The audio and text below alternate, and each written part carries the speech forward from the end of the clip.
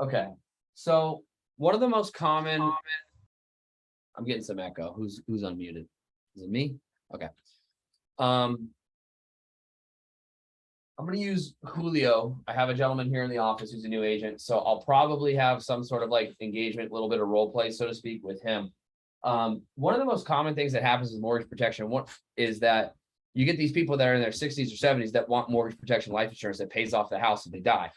But the fact of the matter is they can't get term life insurance that has enough to make a dent in those, in the mortgage. Like it's very uncommon that people have enough income to be able to pay off a house at those ages. So if 70% of the mortgage protection leads or even mail-in final expense leads are asking for mortgage protection, it's basically you have to go into these homes based off the age of these leads and go, hey, I know that these people want mortgage protection life insurance, but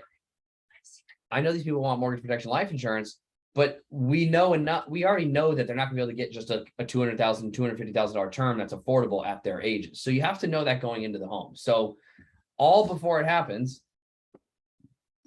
you have to have the mentality of that, like, even though it's a mortgage protection lead, it's just a lead for life insurance to protect someone they care about for the unknown. That's it. It's very vague, but like think less, right? Des, think less. It's just a request for insurance for whatever they tell you they need it for. Who cares? I'm a guy that sells insurance. If you need insurance to make sure that when you die, there's enough money to take care of Pebbles, your dog, for 10 years, do that. I don't care. Whatever the lead is, doesn't mean I'm going to go out there and be like, oh, auto insurance. Okay. So we got that out of the way. So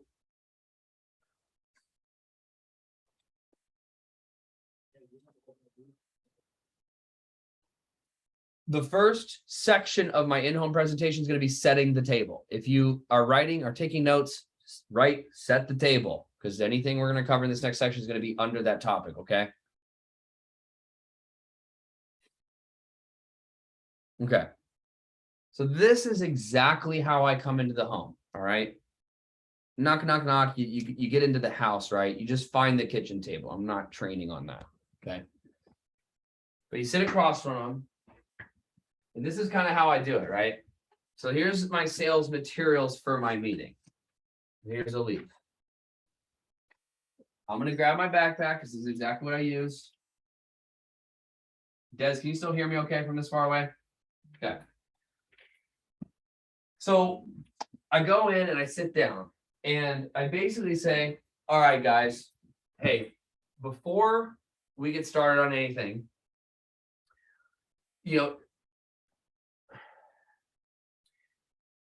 I guess there's really no small talk. I want to set the table correctly. There's really not a lot of small talk. There's just like the making your way to the kitchen table talk. Say, okay, so I kind of like am really casual at home, but I basically sit down and say, all right, guys, we're going to go quick today. I do have several other families to see. So for example, if you guys came to my house to do your job, I'd appreciate it. Although I would request what I call the skinny version. Does that make sense? And they go, yeah, they're always nodding. So I've already got my very first yes of the appointment. Yeah, we want that one. Okay, perfect. So, hey, before we get started on anything, I want to make sure that we're on the same page. Okay. Now, in all the years I've been doing this, six and a half years I've been doing this, I would say that probably 95% of the families that I meet with, Des, they end up telling me the same exact thing about my home. What all these families that I meet with end up telling me is they say, hey, Spence, I know that if something happened to me, God forbid, I know that there are people in my home, much like my house, like my wife and my kid, they're expecting me to bring home some money in some way, shape, or form, right? What my money does for our families, it pays the bills, roof, food on the table, etc. What every single family I meet with, 99% of the families that I sit down in front of, they all tell me the same thing. They say, hey, Spence, I'm not trying to make people rich if I die. All I want to do is make sure that there's enough money to take care of things. Roof over the head, food on the table, shoes on feet, and backpacks on shoulders, okay? Backpacks on shoulders is a line I use when there's young kids and it's a younger family. But I still use it because it makes it real because the grandparents have grandkids, right? I happen to have a 5-year-old, so it makes sense. I would use it, all right? So in all my years of doing this, all the families I meet with end up really telling me the same exact thing. They tell me the same thing, the same position I'm in, where I know that if something happened to me, God forbid, I didn't come home from the grocery store yesterday. God forbid I didn't come home from Publix here in Florida. God forbid I didn't come home from Bashas' or Safeway. Use the name of your local grocery store because it'll hit home, okay? Because they go there every week and they don't think about it, okay? Use the name of your local grocery store. It will hit differently. Hey, God forbid, my wife knows that I know, God forbid I don't come home from Publix tomorrow, that I know there's people counting on me to bring home that money, right? And like every family I talk to, I ain't trying to make my wife rich if I die. I don't want to try to put a BMW in the garage. I just want to make sure her bills are paid. She's okay. Is it safe to assume that's what you guys were looking for as well? Then they go, yeah, absolutely. We were just kind of wanting to make sure that, yeah, I want to make sure this house is paid off. 9 times out of 10, they're going to say, I want to make sure this house is paid off. Okay. Don't be alarmed. Just keep going. Perfect. Okay. Now, again, really quick, with what you guys have set up before I showed up today, if something happened to you last week, how many months could you or your wife or your family afford to live here if you didn't come home yesterday? Like, how long do we have of a buffer today? And they're going to paint for you a real picture. Like, oh, maybe a year. Okay. Sometimes people give me that response. Most of the responses are, I don't know, a month or 2. At that point, I kind of go, I'll adjust myself in my seat and I'll kind of go, okay. And I'll look up, I'll kind of use that pause. That pause sells the authenticity and the seriousness of this. Like, okay. So it's pretty clear to me then why you guys asked me to come out here is because you guys don't necessarily have anything to do what this insurance does right now. Is that correct? You go, yep. They're going to say again, they don't have anything. Okay, perfect. So God forbid something did happen. Those 2 months go by, that year goes by. Where would you go? What's the backup plan? Because like, here's an example, and I'll interrupt. Here's an example. I'm a big Italian family, right? You should see Thanksgiving at my house. It's horrible. It's obnoxious. But I do have that family, and we do love each other, and we know in times of need, we're there to help. God forbid the worst case scenario happen. But let's say those 2 or 3 months go by and all our funds are gone. Like, where would you go? What would you move? Would you go close to the kids, the grandkids? What's the plan? And they're going to tell you what their so-called plan is up to that point, or they're going to say what most people do, go, hey, I hadn't really thought about that yet, or we don't really know, or yeah, we'd probably sell it, we downsize, she'd go back to Puerto Rico or Idaho or wherever, right? And so all you're doing right now is digging deeper on the why. You can't move forward on the why if they simply say, yes, Spence, that's exactly why we have you out here. We're not trying to make anyone rich either. We just want the home paid off. You got to go deeper, okay? It's unacceptable for you to get one answer right there and just go, okay, let's start the appointment. Not acceptable, okay? So you got to get deeper, spend a few minutes on the why, pull out a little bit of what their backup plans are, a little bit of that emotion, and you're going to get a really good understanding of what you're there to do today, okay? So let's say I'm meeting with people, let's say they're both 66 years old, okay?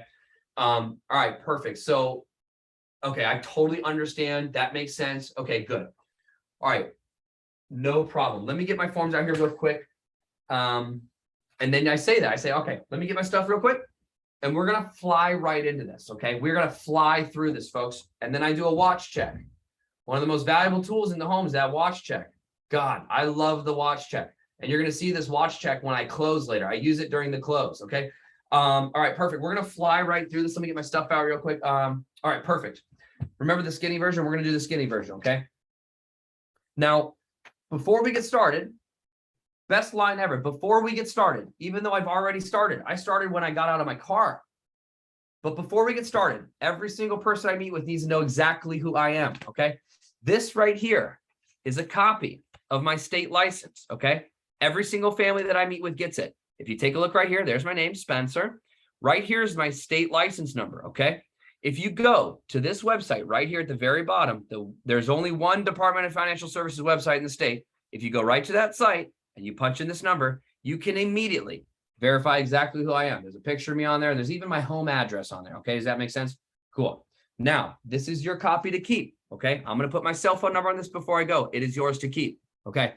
Right now, if you're doing in-home presentations, do not ever hand them your state license at this point. You will lose control of the meeting because they're going to now be distracted with looking at your license. I have had clients lean across the table and put their hand on the form as if I was going to hand it to them, and I do not let go. and it's been a 10-second standoff. Eventually they go, I'm still holding on to it, okay? But you do not relinquish control, okay? So, hey, this is your copy to keep. I'm going to put my cell phone number on this before I go. That way you guys know exactly who you guys met with, okay? All right, boom. Now, Des, do you know the difference between a sales rep and a medical field underwriter? Hey, no worries. I'll get you caught up on it real quick. It's very simple. A sales rep is exactly what it sounds like. They have the brochures. They come out, they're wearing some company shirt or like, you know what I mean? The sales rep, they come out, they have all the brochures and the whole sales pitch and everything like that. Ugh, and I make that kind of like that icky like vibe. Like, I don't want it to be comfortable. Like they do that whole sales thing. They come out, they put all the brochures in front of you. Anyways, I'm what's called a medical field underwriter. All I do is I help people look at their eligibility based off their health, okay? And because I'm a medical field underwriter, I have access to every single option in the state of Florida that we have access to. Now, this is a majority of them here. We're not going to inundate you with like 19 different pieces of paper to show all the companies. But as you can imagine, this is about 20 or so of the companies. We have some of the biggest names in the business. I don't work. Now, this is I'm going a little fast right now, but let me just role play that for a second, okay? This is the transition.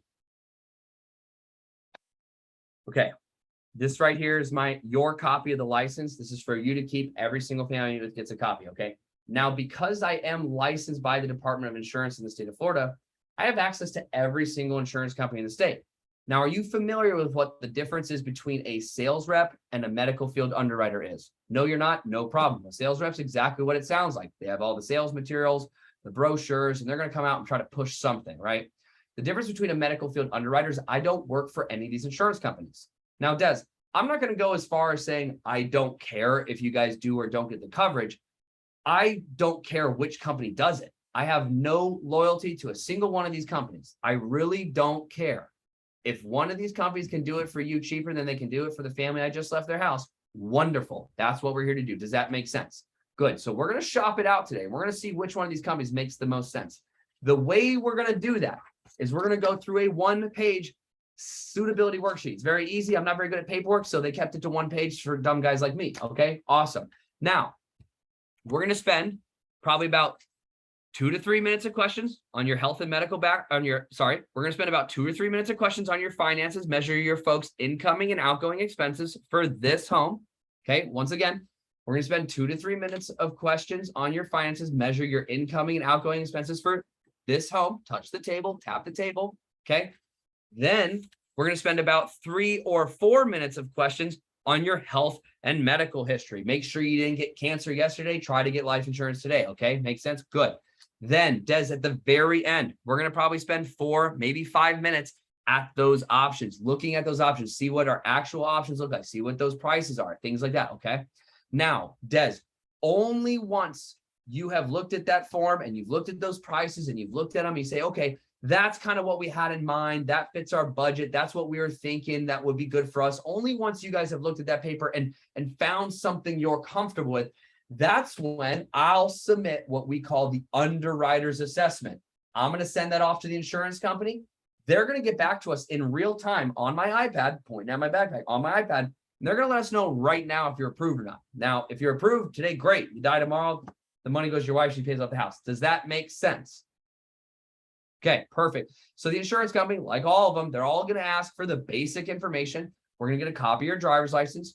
Whatever, we're gonna do a medical background check, social security number. We're gonna make sure you didn't get cancer yesterday, like I said before. Try to get life insurance today, and then whatever banking authorization y'all want to use to pay for the coverage, we send that to them. You guys handle that with them. I got no business in that. We send it to them. They do all that. Does that seem fair? Okay, that is my opener. Okay, that's the whole opener. That's the whole opener. That's the whole opener. I'm in control the whole time. They don't talk very much at all unless I allow them to. But it's very important to understand what I'm doing there, okay? When you're doing this part, we're going to recap this part really quickly. All right, we're going to spend 2 or 3 minutes of questions on your finances. Just measure the incoming and outgoing expenses for this home, okay? Then I'm going to spend about 3 or 4 minutes of questions. We're going to look at your health and medical background. Make sure you didn't get cancer yesterday. Try to get life insurance today. And then at the very end, Des, we're going to spend probably 5, maybe 6 minutes. We're going to look at all the options, okay? Pause. Right when you say we're going to look at all the options, this is you have one goal in mind in the next 4 seconds. You want them to say yes or nod or some sort of body language that shows that they agree or in agreement with you when you say the next key words, okay? Remember before, Des, how I said, hey, only once you guys have looked at those options and you said, hey, you know, that, and I'm using gestures. I'm imagining myself pointing at the paper. I'm not necessarily doing a finger point, but I'm doing like a hands on the table. It's like, hey, that's what we were looking at. That's what we had in mind. That fits our budget. Only once you've looked at that form, you go, hey, this is what we think our protection for our home looks like for us. If you say enough of those things, those exact lines in those exact order with those exact word tracks, I've never been in a position where they stonewalled me and didn't start nodding, because what you're doing is you're telling them only once you've agreed to proceed, that's when I'll submit what's called my underwriter's risk assessment, okay? So you have to kind of go through that. Occasionally, you'll get a person that says that you'll say, hey, only once we've looked at that form and you found something that makes sense for you and you know that that's what you're looking for. You'll get some people that'll start nodding right away because they're tracking, they're fully paying attention.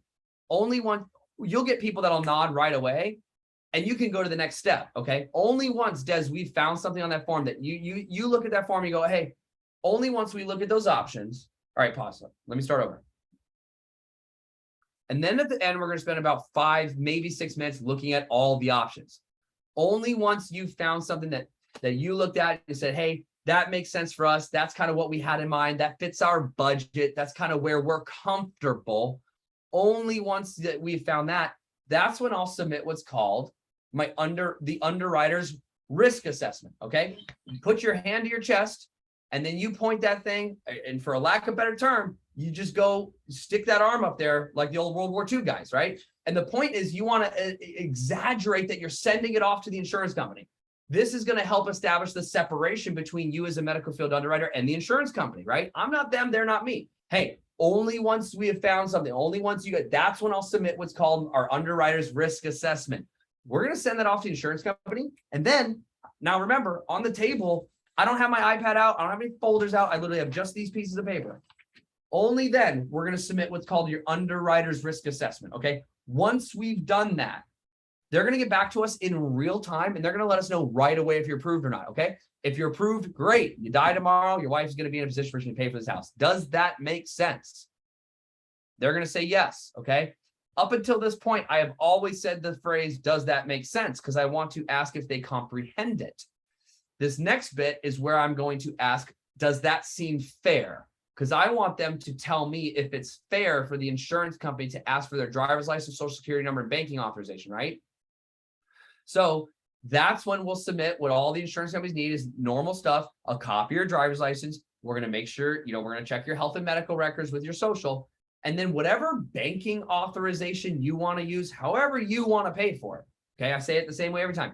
Whatever banking authorization you use, however y'all want to pay for your coverage, that's what we send to them. They handle all the billing. I'm not really involved in that. Does that seem fair? Everybody says yes. Occasionally you get the person be like, whoa, am I going to send it out? And we'll cover that some other time to overcome the objections. But this is in-home sales. Okay, gotcha. So at that point, does that seem fair to go? Yep, I don't see any problem with it. Yeah, I guess it seems fair. You'll get some nonchalant guys like that. Okay, perfect. Let's fly right into it. Right? Boom. Now our appointment starts. Now they think it started, even though we just took maybe 5, maybe 10 minutes since the moment I walked in the door. That's my opener, right? I do it the same exact way every single time. I've been doing it nearly exactly the same way for the last 2 years. The only thing I've changed, I learned from Tobe, which was that opener of like, hey, I assume that's what you guys were looking for too, right? You're not trying, okay. So this has been I've been doing this for years and I've kept this the same because it just keeps getting better and better and better and better and better, okay? Now, there is only one way, in my opinion, to fill this out correctly. There is only one way, in my opinion, to fill this out correctly. Do not go from the top down. Do not go from the top down. I'm going to say it one more time. Julio, what did I just say? Do not go from the top. Okay, on that way. Let's go. All right. The reason why is because from the top down, the very first question is, okay, do you guys own or rent this home? That's the equivalent of me walking up to Desiree in a bar, walking right up to her I think she's pretty. I got an extra drink in my hand. I say, hey, my name's Spencer. What's your name? Des. Hey, do you own or rent your house? Did you do a 30-year loan? Okay, what's your payment? Really, really weird. It's a really weird way to start a conversation, in my opinion, okay? Versus the other approach. Des is at the bar. Hey, Des, my name's Spencer. How's it going? Good. If you don't mind me asking, how old are you? Oh, I'm about 35. Okay, good. What do you do for work? What's your occupation, right? Oh, awesome. You're a nurse. How long have you been a nurse for? Gosh, respect to all the nurses. The last 2 years have been brutal on y'all, but I got a lot of nurses in my friend group. The hours y'all work, insane. I can't even wrap my mind around. All respect to you, all right? So you see how much different the appointment starts? So when you start here, you're going to have a much more natural progression of your meeting because you're having a conversation as if you would bump into somebody in the Home Depot aisle or at a bar or a restaurant or somebody at church. Like I'm just using the bar restaurant because most of us are young and we've all been in bars and we've all approached people we don't know. Okay. So you're doing the same thing. You're in their home. Be comfortable. If you go right into finances, it's weird. Okay. So section 1, I'm going to draw a big. Section 1. Okay, Des, you're 66. I'm going to choose you. You're going to unmute. You're going to interact with me. Give me generic stuff. I want to see retirement income. I want a social security amount and a small pension, okay? Nothing rich, but give me what's normal. Julio, you're going to give me the male perspective. You're also going to be 66. I want social security only for you, okay? So Des, you were the primary income earner for years. Okay, this is the real scenario, right? You're not going to go into mortgage protection homes where people got $100,000 engineering jobs and the wife's like, oh, well, I'm a school teacher. I make 50 grand. And then you got 150 grand. There's 2 kids. Like that doesn't happen. All right. And when that does happen, it's super easy. Okay. So 60, you guys got it? You got it? All right. This is going to be a pass fail. Everybody's going to rate you guys' performance at the end of this. Okay. Does that make sense? Okay, great. Does that seem fair? Fair. Okay. That's fair. All right. Des, how do I spell that? Because that's a very unique name. I like that name, but how do I spell that? DES.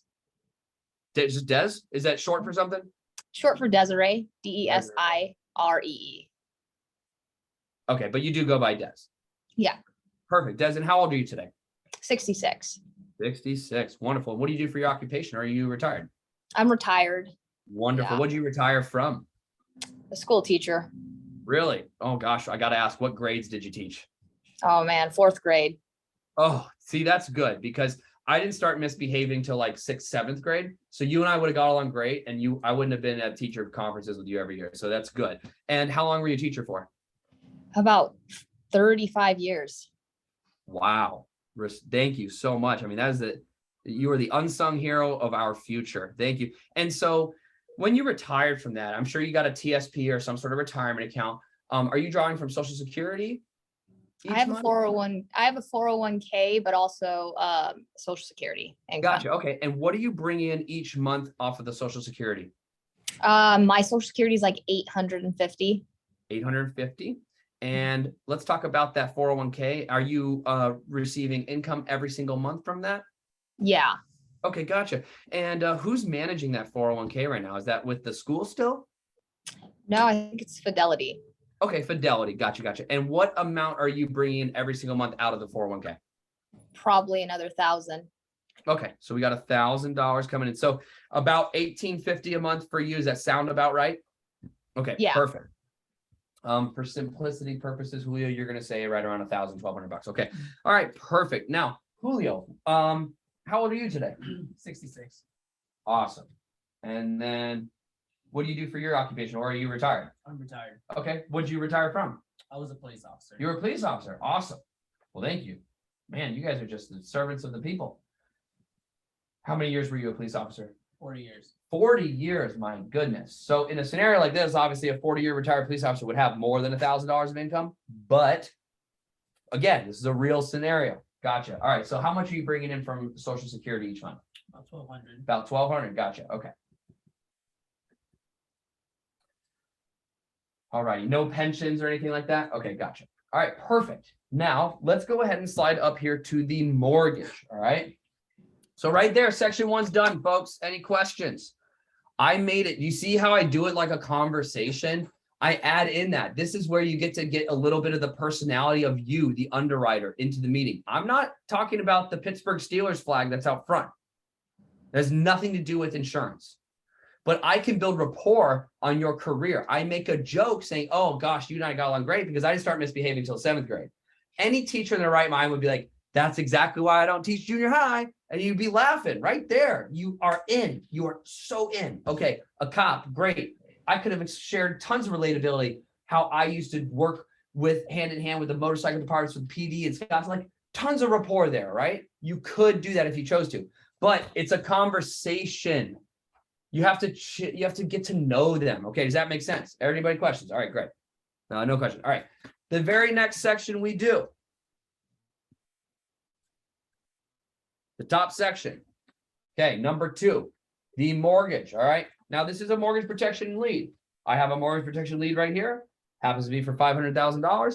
We all know that based off these people's income, they can't afford a $500,000 loan. So let's just dumb it down to, let's say it's an $80,000 loan. These people are old. They've lived there for 17 years and they're refinancing. All right. So, hey, Des, if I remember correctly, was that right around 80,000? What was the amount you guys did the refi for?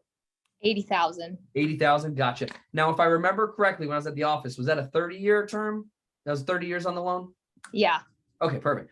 So I always say that line too. Hey, if I remember correctly, it makes it sound like I've already put some thought and attention to them before I came there. Hey, when I was at the office, if I remember correctly, you guys did a 30-year, right? Now, obviously we have no data on this, but 9.9 times out of 10, they're doing a 30-year. Okay. So we have $80,000 of coverage. And you did 30-year. Okay. Now, Des, when you guys did that refinance, if this house were to hit the market today, if someone were to make an offer on your home, what would you say this house could sell for right now? 300,000. Wow, that's awesome. Gosh, that's so good. That's huge. Good for you guys. Okay. So we have $300,000 home. Now, what is the monthly payment on that mortgage with the taxes and insurance on the 80,000? About 1,500. Okay. So I'll pause right there because I have to do this. A $1,500 mortgage payment on 80,000 is not real. On an $80,000 30-year mortgage, you're probably more in like the $600 to $700 range. Okay, at most. Okay, so I can't do a mock-up in-home if you give me like a really crazy number, right? Okay, so for the reality, and again, I've been doing this a lot, so I'm pretty damn good at this, but any of you could go on a 30-year mortgage rate calculator to 6% APR and it'd probably be $700. So we're gonna go with $700. Okay. Now, Des, you said it was like 600. Here's what everybody does right here. This is so important. Des, give me a 600 random number. Okay. Hey, Des, what's that monthly payment on the mortgage, including the taxes and insurance? About 650. 650. Okay, check this out. Here's what I'm gonna do. I'm gonna round up to $700. Okay. You're gonna hear me talk a lot about budget today, probably to the point where you're sick of hearing about it. But the last thing we're gonna do, we're gonna round up to keep very conservative on the budget. Okay. Perfect. So the reason I say that line is because now you're breaking down that barrier about how expensive it may or may not be later, right? And these people are retired, they're on fixed income, they're probably mostly maxed out for the most part. Gotcha. All right, so hey, we're gonna round up. Hey, we're gonna talk a lot about budget today, probably to the point where you're sick of hearing about it. But we're gonna be very conservative on the budget today. Okay, does that make sense? Okay, cool. Yeah. All right, this is how I write it. This next part is freaking nuts. Okay, I get so excited about this. All right, this is exactly how I write this stuff. Social Security, 401k, $1,850. Age, 4th grade teacher, school teacher, 4th grade. Julio, retired police. Okay, 40 years. See that? 40 years. Then I put his income, Social Security. I fill it out the same way every time, and I'm sure you guys do too, but I want to show you exactly how I do it because it makes sense later. Now look at this next part, okay? Countless times I've seen agents, and even my new agent here, Julio, did an appointment yesterday. Was it you that did it yesterday? And you, okay. You see how it says rent right here? People will oftentimes put the monthly payment of rent in there. But there's a whole line for monthly payment right here. Like, right? So what are you doing? Leaving that blank? Turn your brain on. Familiarize yourself with the tools you use to succeed, all right?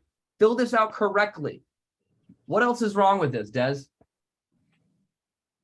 The date. The date. I went to college for a little bit and I lost grades on points on papers because I wouldn't put the date on it. And I make that joke in the home. I go, what's the date today? You go, oh, it's the 11th or the 15th. Perfect. Hey, sorry, I got to write this here because I used to, I would fail classes in college because I wouldn't put the date on there, right? If you're like, oh, that's weird. Why would I make a comment about losing a grade to a school teacher? Relatability, okay? So this next part is insanely important. And I made Riyadh, are you here? Are you listening? I hope you are, because this is dope. And I can learn from you. This next part's extremely important, okay? Mortgage balance amount, 80,000.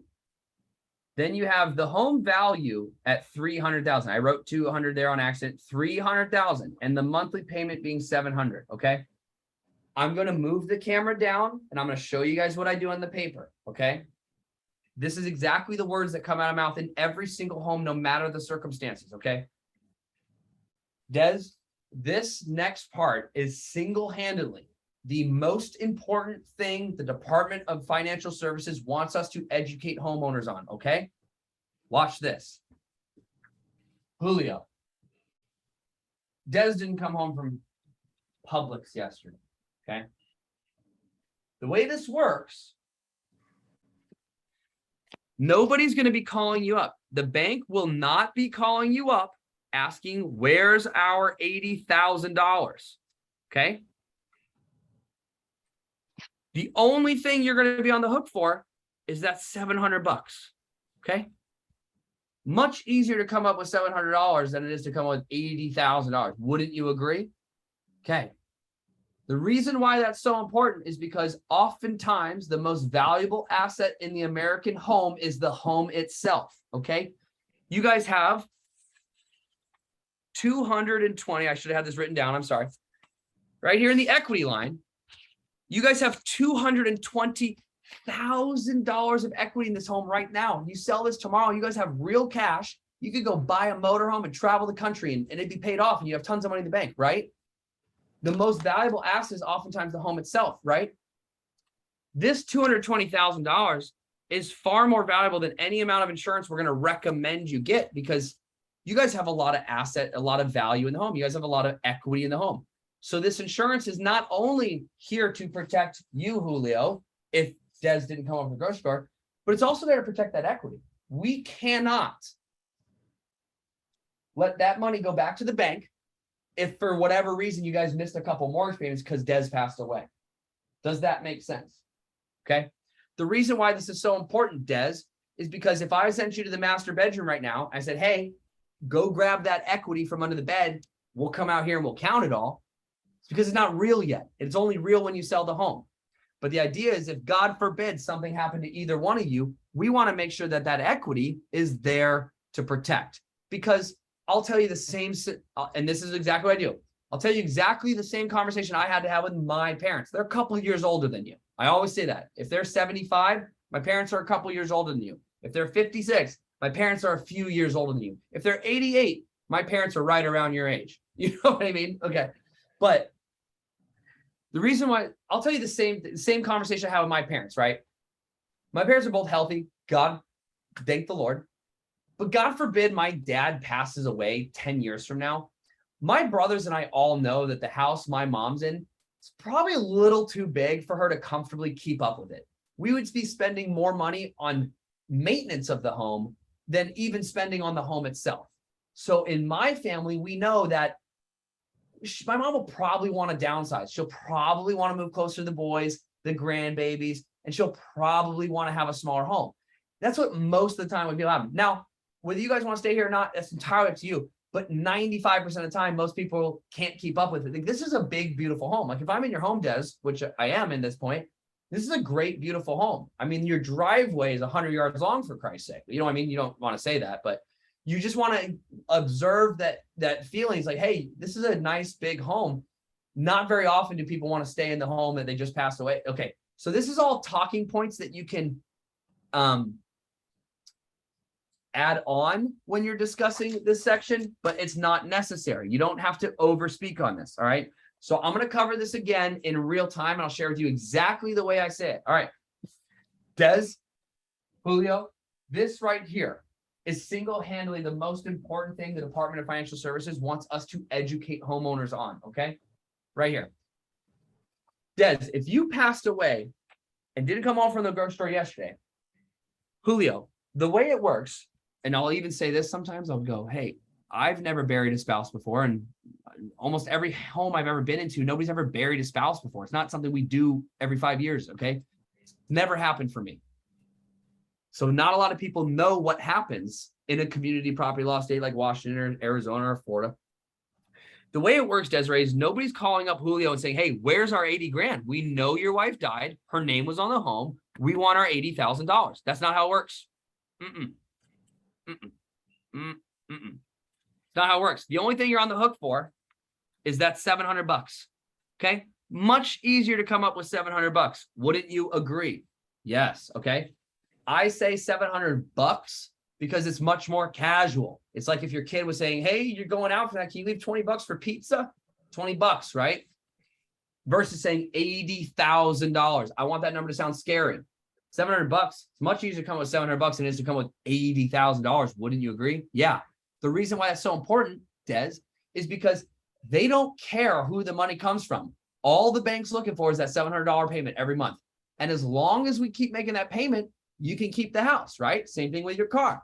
If you keep making the car payments, they'll keep letting you drive it. But if you stop making the car payments, eventually someone's going to come take your car, right? Yeah, exactly. The only thing we need to do to keep the bank happy is keep them that $700. Wouldn't you agree? Okay, now pause. If this is a real in-home, and I've just looked at their numbers and their income, there is no way on God's green earth that they are going to be able to afford any type of term insurance to get them close to $80,000. And I haven't gotten to their health yet.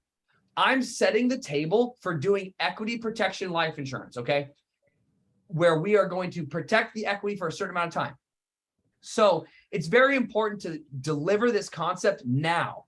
Even though it sounds like we're taking a lot of time on this section, this is the very first time in the meeting you're going to introduce the concept of equity protection without branding it and making it confusing. All right, Des. So you and I both know, God forbid Julio died yesterday, and as long as I show up here today and I were to give you a check and you could live in this house for the next 2, 3, 5 years, all you got to do is make the payment. I deliver the check to you. How much more comfortable does that situation look for you? You know, and you know, you don't necessarily, she's just going to nod, like, actually, that's not totally what I said. Son of a gun. Sorry, my backpack's stuck in my wheel. So on this section, you're basically, you want to pitch them. This is the first time you pitch them equity protection. You're going to say, hey, so you and I both know, like, let's use my parents, the situation I just explained. My brothers and I, we all know mom's not going to live there for years and years and years. All we need is enough money to keep the home paid for so we can clean up the house, clean out the house, put the home on the market and get it sold. We all know mom's going to downsize. And that's what most people want to do, because my mom's got $250,000 of equity in her home, very similar to you guys. We know in the state of Arizona, that'll get her a single level condo on her own. She ain't going to have neighbors to worry about. She's not going to be sharing a room. She's not going to be looking for tenants for rent. That's going to give her enough money to have her own place and money to live on. Okay. Most of the people just want to make sure that, hey, until we figure out what to do, I just need to have the home paid for, right? Doesn't that make sense? And you're just basically saying, like, hey, we all know that if your husband passed away, we need to keep you in this home for however long it takes until you sell it and figure out what your next move is.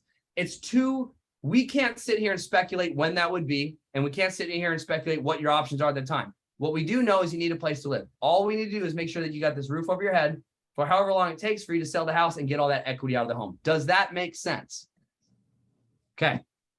That's a little long-winded, but every single thing, like if you're going to watch this recording, watch those sections where I'm delivering that concept, because you can't sell these people term protection life insurance to pay off the whole home. You have to sell them a small life insurance, whole life policy that's going to give them protection for maybe a year or 2 years max. They can't afford anything else. So you have to pitch them right now that less is more. Here's another way to pitch them that less is more. Des, let me ask you a question. You got a 30-year loan, right?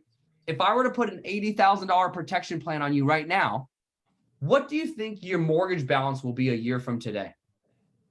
A little less than 80,000. I agree.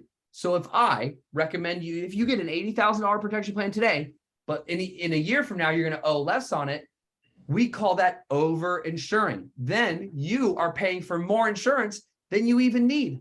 And in my mind, I don't believe in that. We don't recommend you over insure. I wouldn't do it to my parents, and I sure as heck wouldn't do it to somebody I just met. Okay. So the last thing we're going to do is over insure you.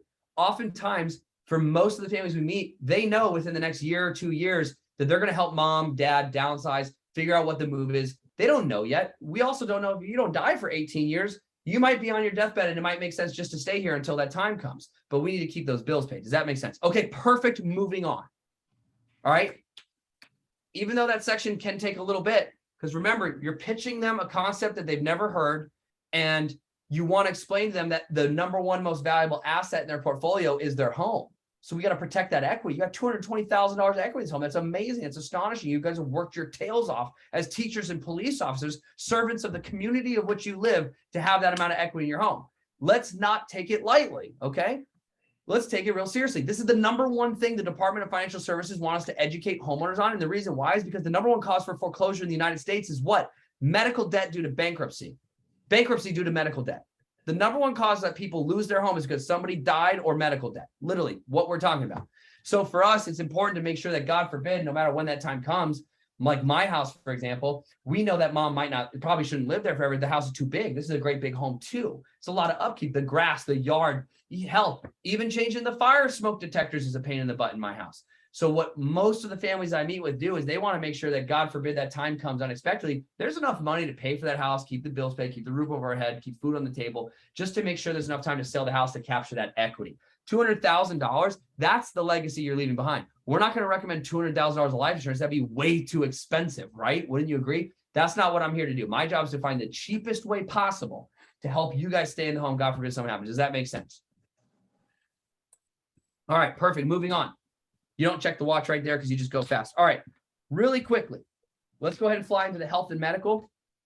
Desiree, and I ask these questions the exact same way every single time, and you should too. You don't have to do it the way I do it, but you should do it every single time. Desiree, do you have any history of any high blood pressure, heart conditions, sleep apnea?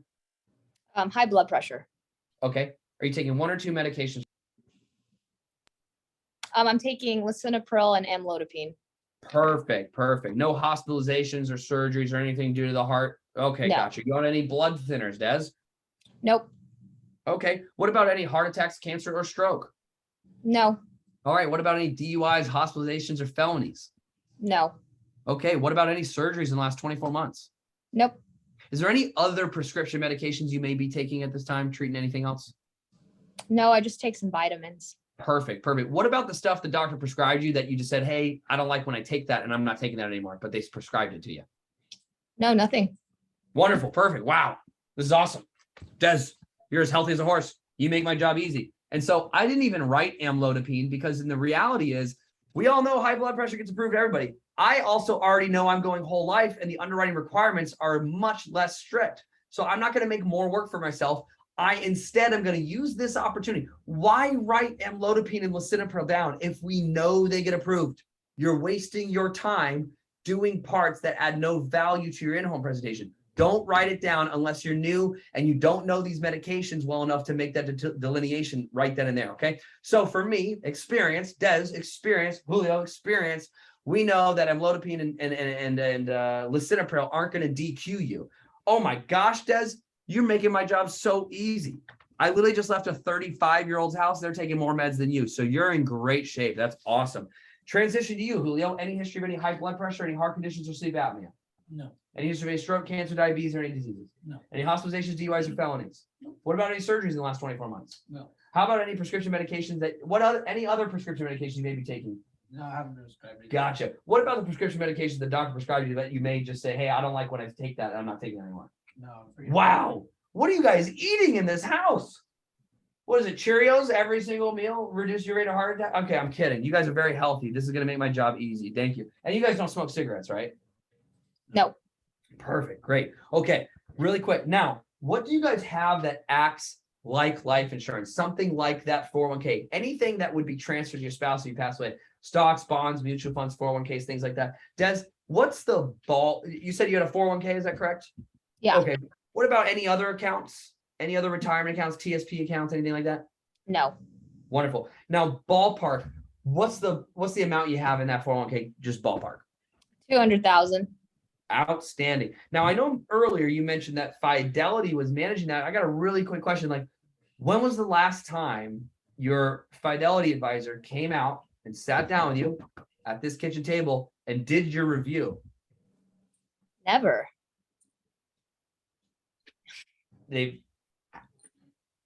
How long you been with Fidelity? Since, as long as I can remember. And they've never came out and said, hey, Des, what do you want to do in retirement? And this is how we're going to help you make sure you can do all the things you want. They've never had that conversation with you? No. Wow. Okay. Okay. It's very uncommon. Okay. We're definitely going to touch back on that in a minute. It's Fidelity's a great company. I got nothing wrong with them. A portion of my mom's assets, which I manage, is in Fidelity because they have very low fees.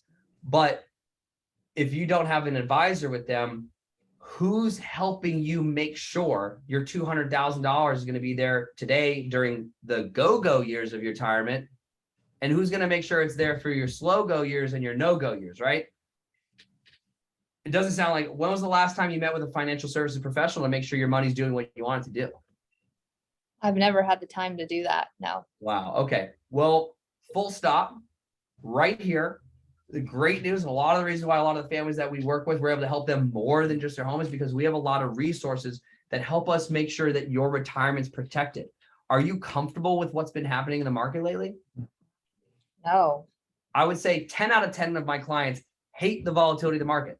Every single one of them, it comes crawling to me saying, Spencer, what options are there? So again, I'm not saying anything's wrong. That's a lot of money, but that's like your nest egg. Like, that's the last thing we want to do, is gamble with what everything you've worked your tail off. I mean, those fourth graders are adorable most of the time, but I also know they're a pain in the butt because I have one. Okay. Or I've got a 5-year-old and I can only imagine how terrible they get once they get a cell phone and a toy that makes noise in their hand. Right. So we're going to come back to that. Let's stay focused on what I came here to do. But I definitely don't want to leave here with you having nobody to ask any questions to about your whole life savings. That's just weird. You know what I mean? And right there, you're building a lot of value. Okay. I'm selling this with a lot of facial expressions, but the reality is like, oh my God, why does nobody care about your retirement? This is the most, unless you have money buried in the backyard, I don't know about, which I don't think it's my business to know about, but like, is that your largest accumulated asset? Yeah. My gosh. All right. We need to put some eyeballs on that. It could be doing great, but we need to put some eyeballs on it to make sure it's doing what you need it to do for your retirement. Okay.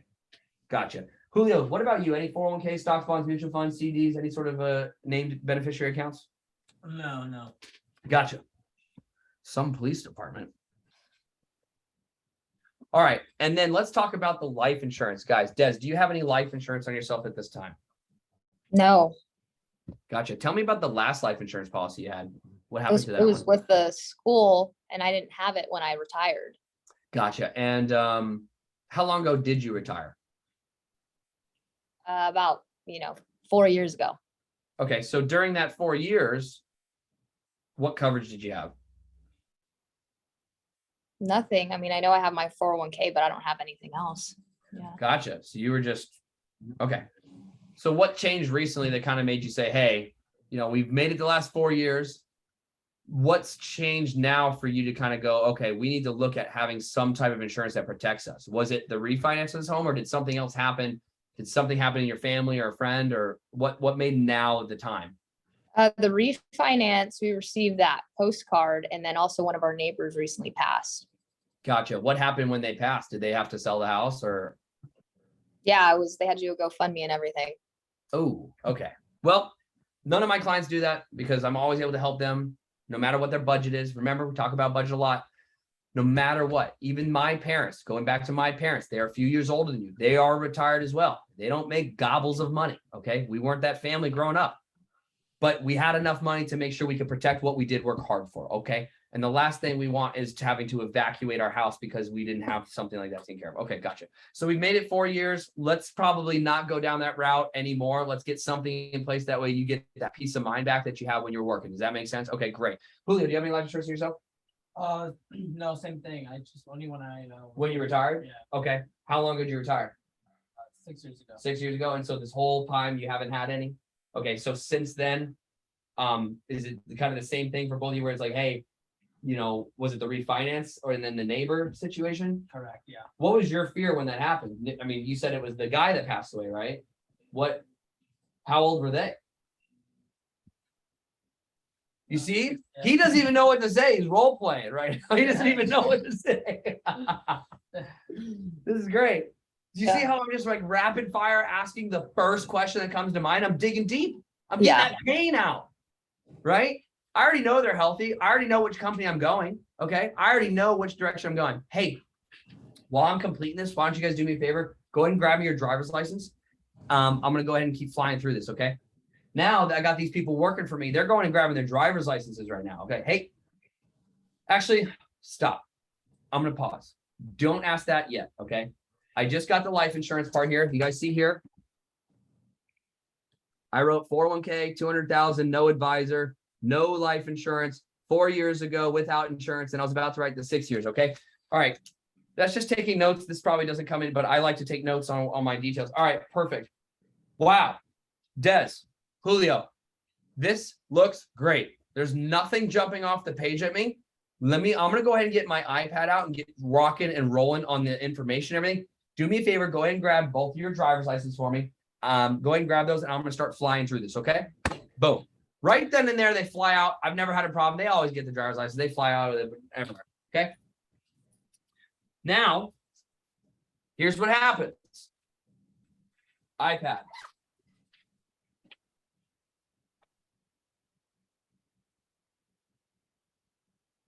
You get your iPad out. Okay.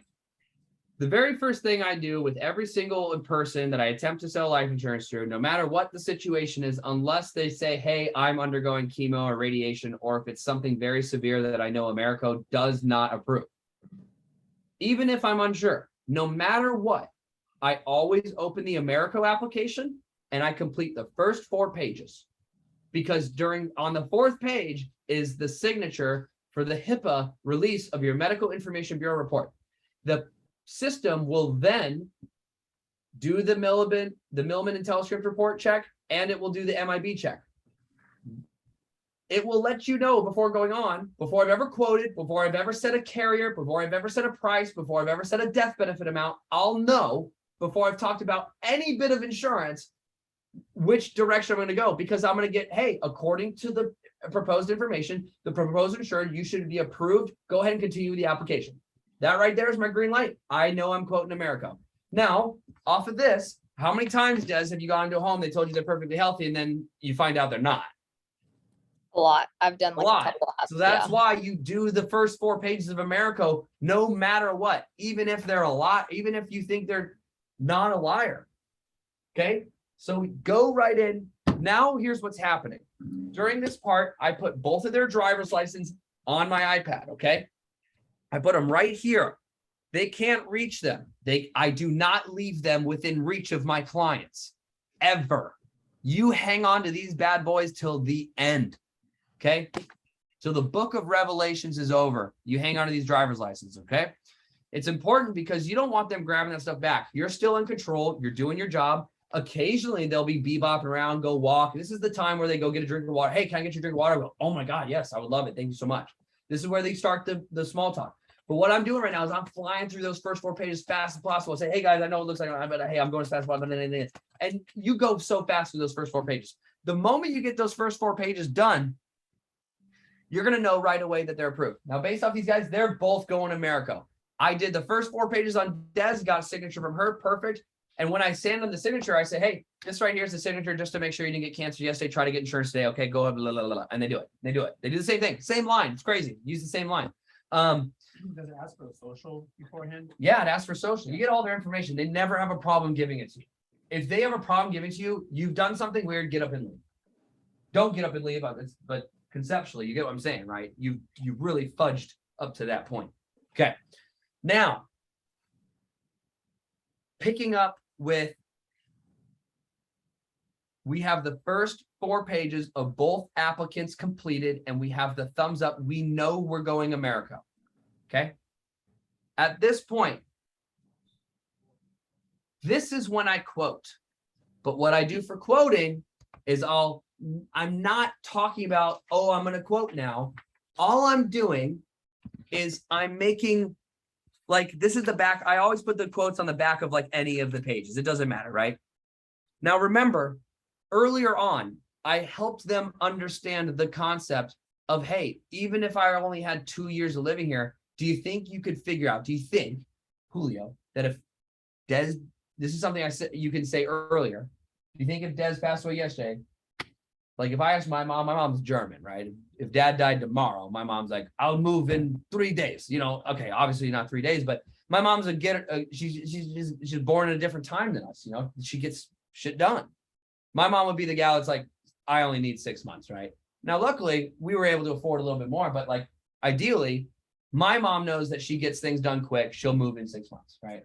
Would you say, Julio, if she died yesterday and I were to show up today with a check and I said, hey, we're going to pay your mortgage payments for the next year, do you think, is it safe to assume that you and the kids could talk and figure out a plan in a whole year of what you're going to do next, where you're going to stay, where they're going to help you refinance, where you're going to move the money around, or if you guys are going to just sell it and buy a property cash and live on that money? Like, do you think a year? You know what I mean? That's something you would say earlier, because you're selling it on the concept of a limited amount of protection. So we're not going to show these people their insurance coverage in the form of death benefit and monthly premium. We're going to show it to them in time. Okay. So remember, Des, listen, my mom, we know she kind of gets stuff done, but that's when she's like back up against the wall. And my dad is not, the best line I ever heard was my dad said to me, I'm not going to live my whole life with dignity and die with none by leaving you guys high and dry. And I loved that. And I was like, you know, Dad, you're the best. You're my dad. You're great. So these are all parts that you said earlier to kind of help you when you pitch this. All right.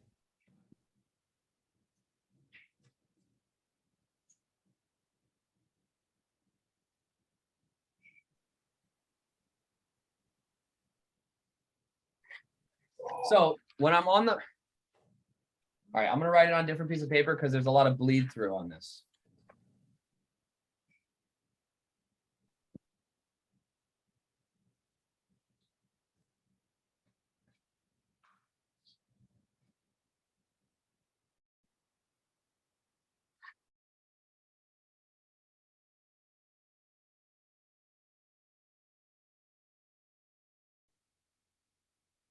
Okay. So now this is a very important part. Okay. When we look at the numbers here, we look at Desiree brings in $1,850 a month. Julio brings in $1,200 a month. So I would say this in the home, like, guys, can I be totally blunt and just be extremely open and honest with you? Yeah. Okay, perfect. Let me ask you a question. Des, Julio didn't come home from Publix yesterday. Would you agree with me that although the finances would be tight, you could still afford the payment every month and still have some money for food and maybe some gas, things like that? Yeah. It'd be tight though, right? It'd be really tight. Yeah. Okay, gotcha. But you won't be homeless. Can we agree on that? Right. Okay. Julio, if Des didn't come off the grocery store yesterday, how the hell are you going to afford it? Like, okay. We can look at this and go, now for the opposite, we all know that Julio makes $1,200 a month, $700, that only leaves him $500 left. Like, that's not enough. You know, we agree that he's probably not going to be able to afford to live here with the bills and lights, electricity, water, power, internet, phone, medicine, all that, right? No medicine because they don't take pills. So Des, remember earlier how I said budget, right? My job is not to come over to your house, put all your information in the end of a shotgun and just start going, you get insurance, the dog gets insurance, the cat gets insurance. That's not my job. My job is to protect who needs it most. And from what we're looking at here, can we all agree that the biggest financial concern is if something happens to Des, you're not going to be able to afford to live in this house and we'd have to sell it immediately for the first offer we get. Is that right? Okay. Now, on the contrary, if something happens to you, Des can probably still afford it for enough amount of time, maybe move the finances around, but you can still afford it and you won't lose this home to the bank, right? Okay. Right. Since we can all agree on that, since Des brings in most of the money, I would feel most comfortable, since you guys have no insurance today, my job is to come out here and not just protect people, but also make a good financial recommendation, okay? My recommendation is like, why don't we, if it's okay with you guys, why don't we just focus on Desiree today? Because we know that if she died tomorrow, you cannot afford to live here for very long at all. Why don't we focus our efforts on Desiree today? I know you guys want some coverage on both of you, but why don't we start there in 6 months, a year from now, if some bills drop off, credit cards, or whatever, we can always add you on later. It's no penalty. But I would feel much better if we at least took care of the person that we know pays the majority of the bills. Does that seem fair for you guys? Is that okay? Yeah. Okay. Because you guys see what happened. This is a real scenario. They can't afford 2 policies, Des. Wouldn't you agree they can't afford 2 policies at the age of 66? No. There's no freaking way they can afford 2 policies at the age of 66 on that income. So I have to then paint for them the picture that you aren't going to be able to afford to live here. I have to sell you on the idea, like, though it will be tight, you can afford to live here. You're going to have to put on your big girl pants. You're probably going to have to cancel Netflix and Starbucks for a little bit, but you can afford to not lose this home. Okay. So now what I just did there was I solidified my ability to get the permission to only show one set of numbers. Now I don't have to worry about showing numbers at the end and then being shell shocked because now they're like, oh, 80 for each? We can't do that, right? That's how you walk out with no sale. So what I'm now going to do is I'm going to multiply their mortgage payment times the number of months. How much was their mortgage? 700. So now I'm going to take 700. I'm going to multiply that times 12. Sorry. 700 times 12 gives us $8,400. So it costs $8,400 to live. This is such a wild concept, I know, but it's crazy. It costs $8,400 to live in your house a year, right? And I don't say this to the client. This is what I'm doing while we're bullshitting, while we're talking about the football game, while we're talking about the grandkids, which is always great. Don't ever get off on tangents about things that can't be a value adder. Don't talk about football. Don't talk about sports unless it's their grandkids. People hate their kids and love their grandkids. Okay. Love their grandkids. Hate their, not always, but it's much more likely for you to have some beef with your kid than it is to have some beef with your grandbaby. So talk about the grandbabies. Talk about the boat. Talk about being a police officer, talk about teaching, talk about serving your community, talk about the cross on the wall, talk about the family photos. Oh my God, are these all the kids? How many grandbabies? 10 grandbabies? Oh my, okay, those are value adders because that's something you can bring out emotion to later, okay? That's what you build rapport on, okay? While we're doing all this, I'm doing the math. All right, $8,400. On my screen, I'm doing this really fast. Quotes. America, state of Florida, Eagle Premier, Bing Bong, 66. Okay, this is all easy to do on your iPad. You should have several browsers open. I use my phone to quote sometimes if I'm busy on my computer. And remember, we're only quoting Des because she's the only one that's going to die. Or she's the one that's going to die and we're going to be screwed. She's the only one that's going to die. Julio's going to live forever. All right, $8,400. Okay, so here's what I'm doing. On my page, if you take a look at this, I've only written the number of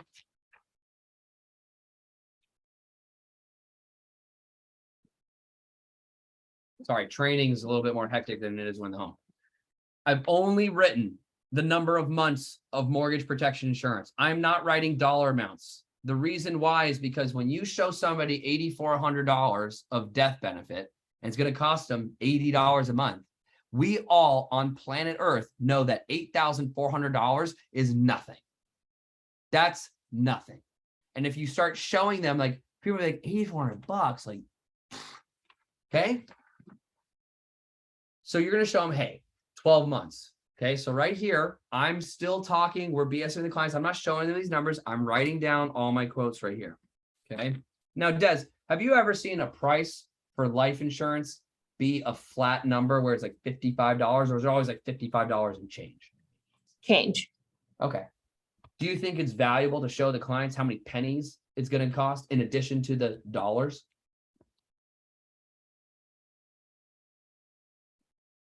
Is that yes? Did we lose you? I can't see you. Oh, hello? Hello? Can you guys still hear me? Yes, I can hear you fine. Okay, gotcha. All right, she probably fell out. All right, so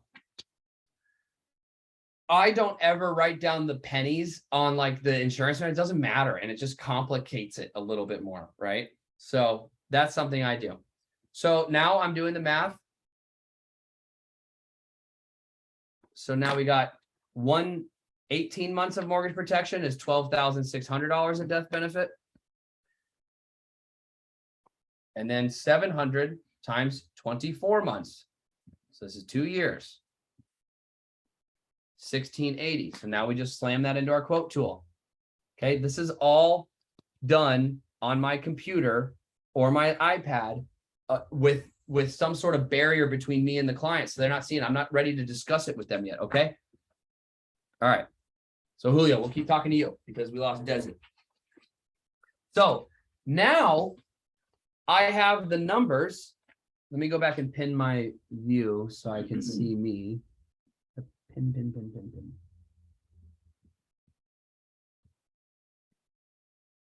Okay, so now all I have is months, and then I've got dollar amounts on the side. Okay, I'm not ready to show this to them yet, and here's why. Because I haven't explained to anybody how the insurance coverage works yet. I haven't explained the benefits. I haven't explained what it'll do for you, what it won't do for you. They have no reason to purchase the insurance, so they have no clue what the benefits are to this yet. Thank you for joining us, Des. Sorry we lost you. Okay, so Des, just so you know, it looks like this. All right, pretty freaking simple. Now, this is the next part. I have the numbers and the quotes and the prices all prepared, and I haven't talked about it with the clients yet. And that's why you got to go fast. You got to get good at this because you don't want to be taking too long with it. Get your numbers. I already knew before I had my iPad out what direction I was going to go based off how my client completed the suitability worksheet. I knew it was going to be America. I knew they were most likely going to get through underwriting. And I already had the quote tool up, and I was already poking around at the pricing to kind of get a vibe. Am I going to go for 100? Am I going to try to do over $100, under $100, right? So now this is the point where your appointment, you already have your quotes prepared, but I don't show them to him yet. Here's what I do. This right here is the whole life final expense benefits sheet. Okay. Now I say this. This is the exact way I say it every time, Julio. The number one reason why the families that we meet with choose this option to protect their families is because from day one, you are in control. From day one, you are in control of your coverage. Does that make sense? Yes. Okay, gotcha. So the very first part of this coverage is, and I want to explain. Oh, shoot. This is a huge value adder right here. Before I do that, before I say that line, I just completed the prices, and now I say this line. Okay, you ready? I just completed the prices. They're prepared for me. I'm prepared to present. This is exactly what I say every time. Desiree, are you familiar with the difference between term and whole life insurance? No. Okay. And even if they say yes, I say, perfect. So this will be a recap for you. And if they say no, I say this. Say, awesome. I'm going to give you a real quick crash course. Okay. And then oftentimes I'll say a line like this. You can say this earlier when you're teaching them about the number one most important thing the financial services department wants you to educate homeowners on. I'll say this line then, or I'll say it now. Say, hey, listen, no matter what, even if I can or can't protect a family, I always want them to walk away from time with Spencer and say this thing. Hey, I like him. He's a nice guy. Kind of weird, but hey, he taught us something. We learned from him. I always want families to walk away from meeting with me saying, hey, we actually learned something. That was good. We are better educated on our circumstances because of him. Check this out. So a term, this is what I do. All right, are you guys familiar with term and whole life? Yeah, no? Okay, perfect. There's two major types of coverage. Okay, the first one is term. Term basically has a start date and it has an end date. If you die at any point between the start date and the end date, the money's going to pay out. However, if you were to pass away a day after that time the insurance is done or it expires, there's no money. No money at all. So all that money you spent on the plan is gone for nothing. Okay. And then people are chiming in and they're like, oh, ew, they do all sorts of stuff, but that's what you want. You want them to get that like, yucks, that doesn't sound good. I go, I totally agree. Nobody in your age range goes that route. And here's why, because there's another option. Whole life, well, it's exactly what it sounds like. Okay. That was a really bad W, but it's very easy to do this upside down for your clients in a presentation format. Okay. Whole life. This is a T, whole life. Whole life is exactly what it sounds like. It has a start date, but guess what? It only ends when you do. So no matter when you pass away, no matter when you die, that's when the coverage ends. So you're never going to spend any money. That money is always guaranteed no matter how long you live, no matter how long Des lives, Julio. If that day comes next week or in 21 years, you're getting money because it never is going to expire. Does that make sense? Yeah.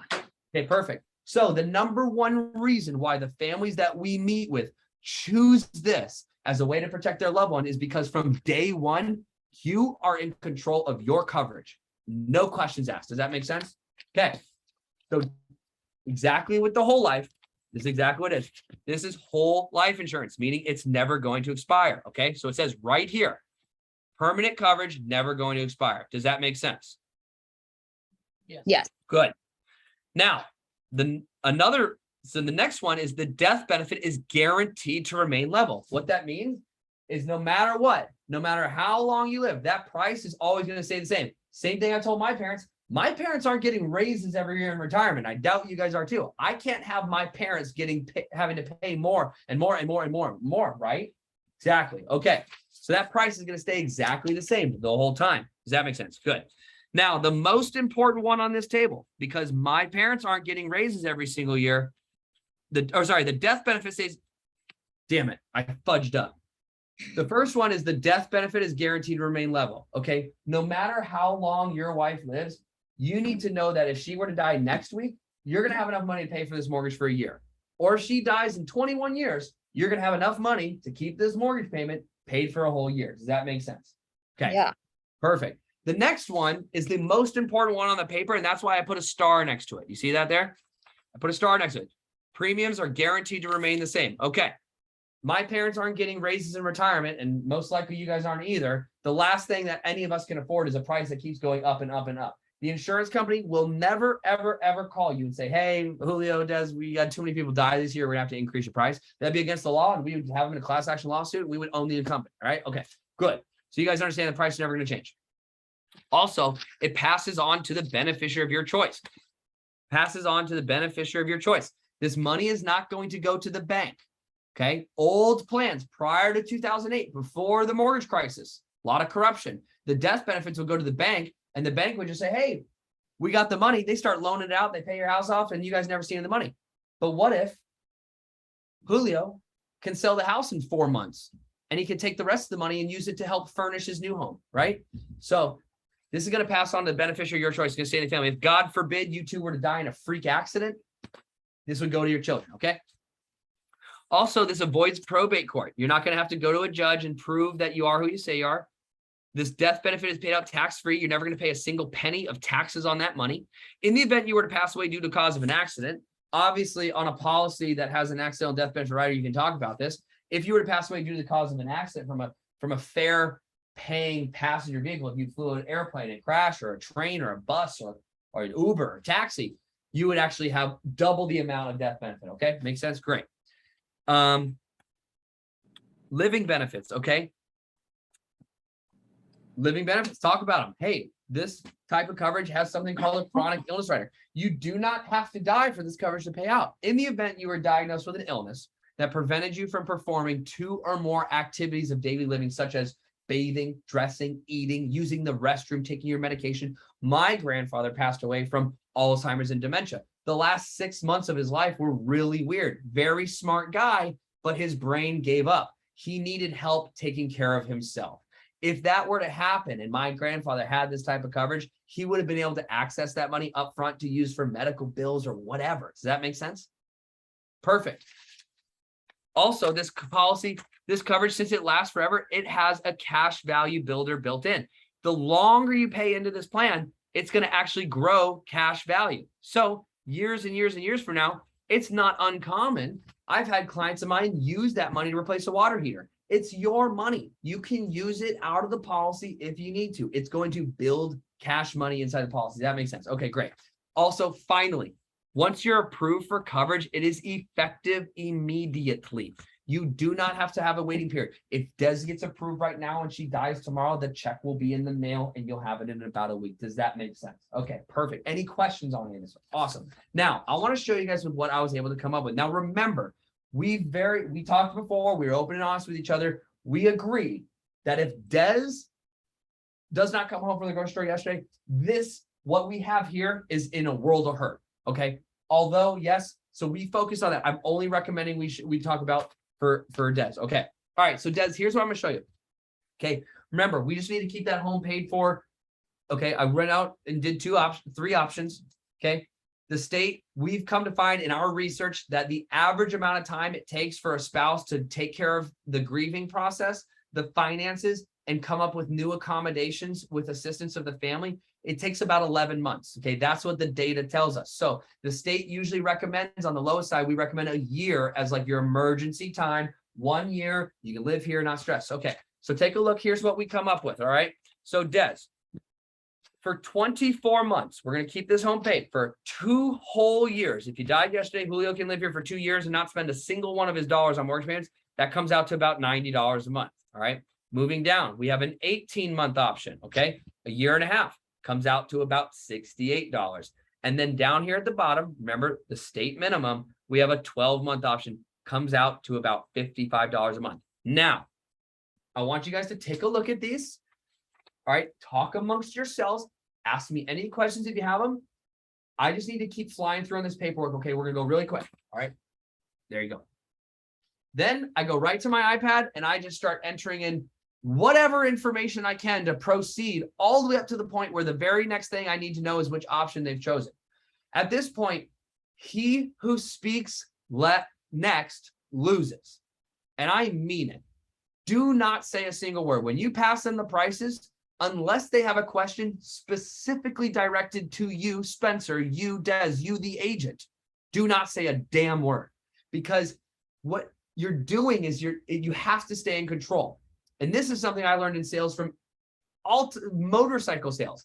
When you present them the price, don't say a word. Let them talk, let them BS. They may say something that's totally wrong, or they may talk about it. Just do your job. Enter in the information, okay? They're going to eventually ask you a question, or what happens most of the time, the husband be like, whatever you think, babe. Like, whatever, whatever you think, hon, which one do you like? You know? So they're going to talk amongst themselves, but you've presented in such a way it makes sense. It's logical. It's comfortable. They don't have anything today, right? And that's where you then get into the process of closing. The way I ask for the close is I say, hey, which one of those did you guys decide makes the most sense for you, right?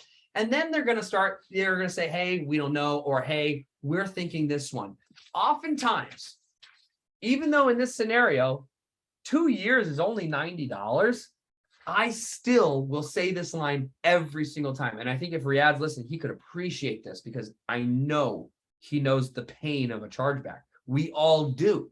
So I've gotten very good at absolving chargebacks by this next statement. That, hey, can I be honest with you? Yeah. Remember that part how I say like you own your policy? There is no harm in starting with something that's very comfortable today. I know you chose it. Hey, if you guys tell me that's what you want, that's fine. Okay. But it's okay if you guys want to start with something that's more comfortable and just upgrade to the other one later. You're not locked into this. This is not like a car payment, okay? You can always change this later. You can always increase or change the amount later, okay? So are you sure? Does that one make the most sense for you? I would probably say 60 to 70% of the time, they'd be like, we can change it? Oh, okay. Yeah, let's do that one. That one's good. And they'll go one down. But what they do is they immediately, their posture changes. They sit back in their chair like, oh, it's like, oh, they're relieved because they want the 2 years, but $90 is so close to 100. And I say this line in my home because almost always, I always have a price or two over $100 and I'll have one price under $100 because I'll say, hey, listen, can I tell you guys a little secret? In my home, my budget, anytime a bill hits that next $100 increment, it stings differently, right? Now, I am agreeing to pay the higher payments for like the car and stuff, but gosh, it always stings different in $100 increments, right? And that's very relatable because we've all been there, right? So again, I'll reassure you this. Remember, I don't care which company does the cheapest, but at the end of the day, if you want to start with something that's more comfortable and then just know you can upgrade later. Remember, you own your coverage, not me, not the lender, not the bank, not the neighbor. You guys own it. So starting with what's comfortable, it's okay. Is what you guys chose make the most sense? 60 to 70% of the time, they'll bump it down. You'll never have that guy charge back. Literally. You literally just talk them down. We all know this is about $900 commission. We all know this is about $700 commission. Would you walk past a $10 bill on the ground because it's not a 20? No, you wouldn't. You wouldn't walk past a 5 because it ain't a 10, and you probably wouldn't walk past a 1 because it's not a 5. Okay. So the point is, capture premium, protect a family, get your time compensated, get them comfortable about their end of day, their worst day in their life protection strategy. You guys just put a life preserver around these people. Say, hey, listen, at the end of the day, can I just be honest with you guys? You guys don't have anything right now. I would far rather you guys start with what's very comfortable. And in 6 months, we can look at doing Julio. Okay. But you guys don't have anything right now. It's very important we start with something. And that's how you talk them down. But now, even if they chose the middle one and they did the 55, say, hey, listen, like, can I just be honest? I know it's only $13 difference, but hey, every penny counts when you're retired. I know. I managed my parents' retirement. Why don't we just start here and just, if it's comfortable enough, maybe after Christmas, let's get through the holidays. Let's get through the Christmas presents for the grandkids, but let's just revisit this then. Does that make sense? And they say, yes, right then they're going to choose. I always say this. All right, go ahead and circle and initial which one you want. I always have them do this. Every single time I have them do this. Then I take their driver's license, which I have, and I put it on the paper right here, right next to the price and their initial. And I take a picture of this form. I have their driver's license and I have their initials right next to it. I have been doing this long enough to where I have used that to cover my ass when people are like, I never agreed to it. I say, that's really weird because Spencer has a picture of your driver's license right next to your initials, right next to the price that you did agree to. So we're not going to believe you when you say you want all your money back. So I do that every time. It's just a really good process. Also, if you ever forget what they did in the home, it's in your phone. You got a picture of the driver's license. Okay, cool. That's it. Anybody got any questions? There's a very long breakdown of my in-home presentation, but I swear to God, this has taken so long to get to this level. And I may have missed some of it. And I know we could do this again and again and again. And there's some, I think I nailed everything. There's a couple complex things you could break down, but the reality is you have to have a consistent opener. You have to say it the exact same way every single time, because if you don't, you're going to be shooting from the hip every time. I could basically run this whole training back to back, and it would probably sound within 95 to 98% accurate to what I did the first time, because I've become a professional of my craft. This is how you make money off of this presentation, Julio. So it's very important to study the heck out of this. When I first started at FFL, we had none of this. There was no training videos. There was no Zoom. it was just call your upline and get trained, right? Which is great. And it worked then and it can work now, but now we have so many things. This is what I've done to make a lot of money over the years, and it works and it's comfortable and it's real. And sometimes you got to look at a husband and wife and you got to say, hey, listen, my job is to not come here and put your information at the end of a shotgun and just start. And I do this in the home. I go, you get insurance, you get insurance, you get insurance, the dog, the cat, you, okay?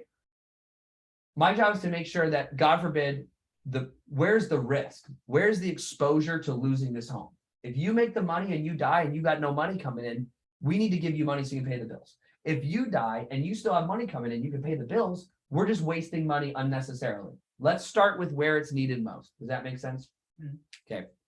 I'm open to questions.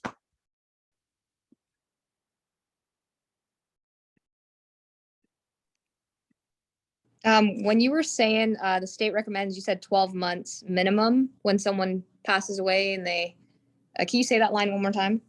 Yeah, so I'm glad you brought that up. That's a line you can say. I don't always say that though. It's just in my bag. You get Right. what I'm saying? So I wouldn't necessarily, when you go home and study this, if you convert this video and type it out, which by the way, you guys ever watch training videos and be like, damn, I wish I had that typed out in a script? All right. We're going to stop recording.